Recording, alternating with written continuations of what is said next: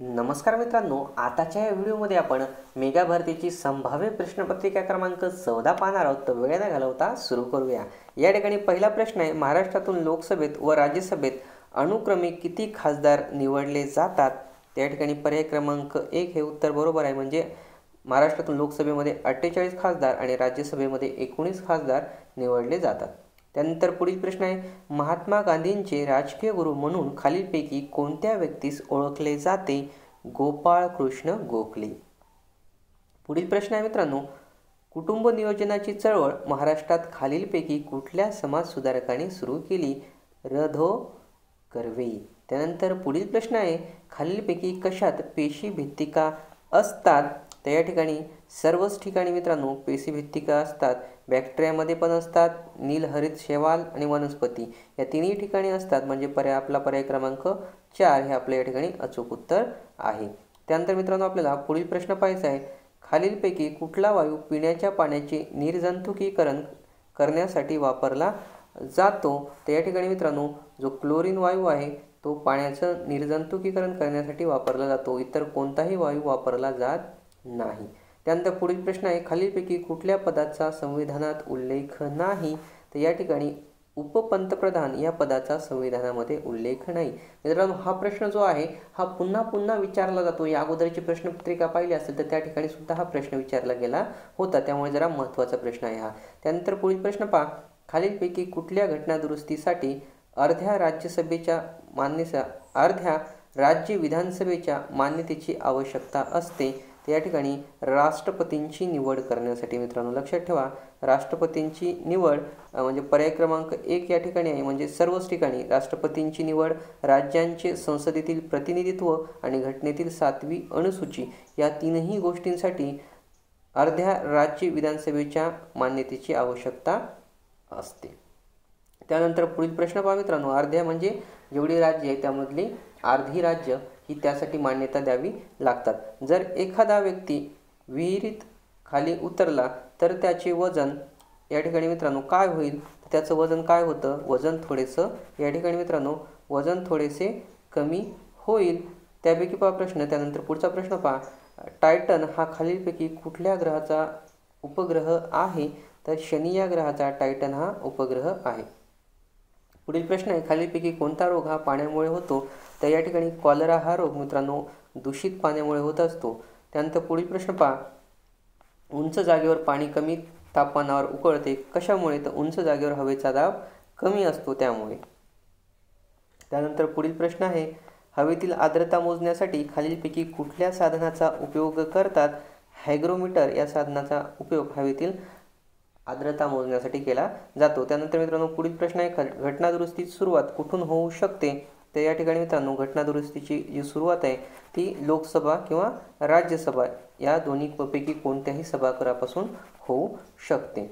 त्यानंतर पुढील प्रश्न पहा, भारतीय संविधानाच्या कुठल्या कलमान्वये अस्पृश्यता पाळण्यास बंदी घालण्यात आली आहे? मित्रांनो हा प्रश्नसुद्धा खूप महत्त्वाचा आहे, कारण मागच्या माझ्या बऱ्याच प्रश्नपत्रिका, आतापर्यंत आपली ही 14वी प्रश्नपत्रिका आहे, तर मागच्या 2-3 प्रश्नपत्रिकांमध्ये सुद्धा हा प्रश्न आलेला आहे आणि हा नेहमी पुन्हा पुन्हा प्रश्नपत्रिकांमध्ये विचारला जातो. त्यामुळे हा प्रश्न मित्रांनो नोट डाऊन करा. त्यानंतर या ठिकाणी पहा, भारतीय संविधानाच्या कुठल्या कलमान्वये अस्पृश्यता पाळण्यास बंदी घालण्यात आली आहे? खूप महत्त्वाचा प्रश्न आहे.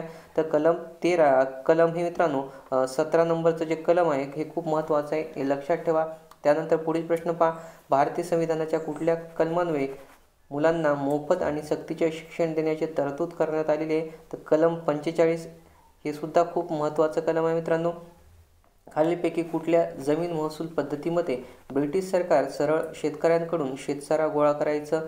तर ती पद्धत आहे मित्रांनो रयतवारी. लक्षात ठेवा, रयतवारी. त्यानंतर पुढील प्रश्न आहे, खालीलपैकी कुठल्या व्यक्तीने तीनही गोलमेज परिषदात भाग घेतला? ती व्यक्ती कोण आहे? तर doctor B.R. Ambedkar. Doctor Babasaheb Ambedkar यांनी भाग घेतलेला आहे तिन्ही गोलमेज परिषदेमध्ये. आम्हाला गुन्हेगार न समजता राजकीय बंदी समजण्यात यावे या मागणीसाठी 64 दिवस तुरुंगात अन्नत्याग केल्यामुळे कुठल्या क्रांतिकारकाचा मृत्यू झाला? तर जतीन दास. लक्षात ठेवा त्यांचं नाव आहे जतीन दास, ज्यांचा मृत्यू 64 दिवस तुरुंगामध्ये अन्नत्याग केल्यामुळे झालेला आहे. पुढील प्रश्न आहे, सन 1932 साली अखिल भारतीय हरिजन संघाची स्थापना कुठल्या नेत्याने केली तर या ठिकाणी महात्मा गांधी यांनी 1932 साली अखिल भारतीय हरिजन संघाची स्थापना केली. त्यानंतर पहा, प्ले इट माय वे हे कोणत्या खेळाडूचे आत्मचरित्र आहे? तर हे महात्मा गांधी सॉरी मित्रांनो, हे सचिन तेंडुलकर यांचं हे आत्मचरित्र आहे.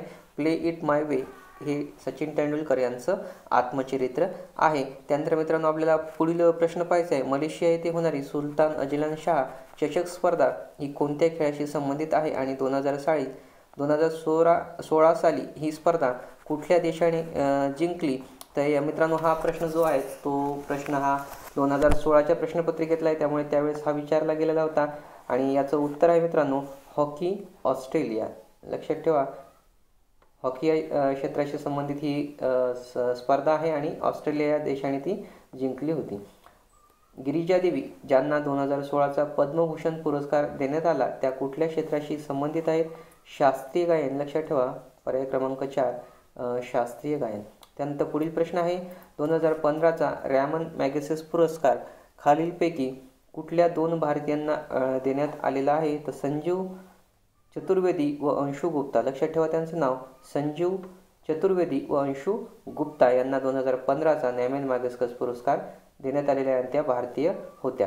त्यानंतर 2014 सालचा ज्ञानपीठ पुरस्कार. पुढील प्रश्न पहा मित्रांनो, 2014 सालचा जो या ठिकाणी प्रश्न तो नाही म्हणा, पण लक्षात ठेवा 2014 सालचा ज्ञानपीठ पुरस्कार प्रख्यात साहित्यिक भालचंद्र नेमाडे यांना कुठल्या कादंबरीसाठी देण्यात आला होता?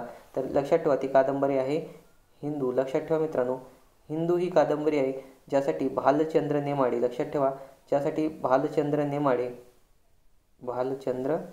नेमाडे यांना मित्रांनो 2014 साली ज्ञानपीठ पुरस्कार देण्यात आलेला होता.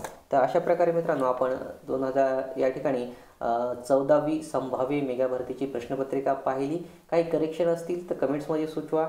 आणि मित्रांनो काही तशा जे करेक्शन्स असतात त्या मी काही ठेवत नाही, पण असेल तरी तुम्ही सुचवा. मी असेल कमेंट्स तर मित्रांनो मी काही सूचना असतील किंवा करेक्शन असतील मी कमेंट्समध्ये लिहित असतो. काही सजेशन्स असतील तर ती कमेंट्समध्ये लिहा, म्हणजे जेणेकरून मला पुढील व्हिडिओ तयार करायला मदत होईल. मित्रांनो व्हिडिओला लाईक आणि शेअर करायला विसरू नका. आणि अशा मेगा भरतीच्या प्रश्नपत्रिकांचा सराव करण्यासाठी मित्रांनो चॅनलला सबस्क्राईब करायला विसरू नका. बाय.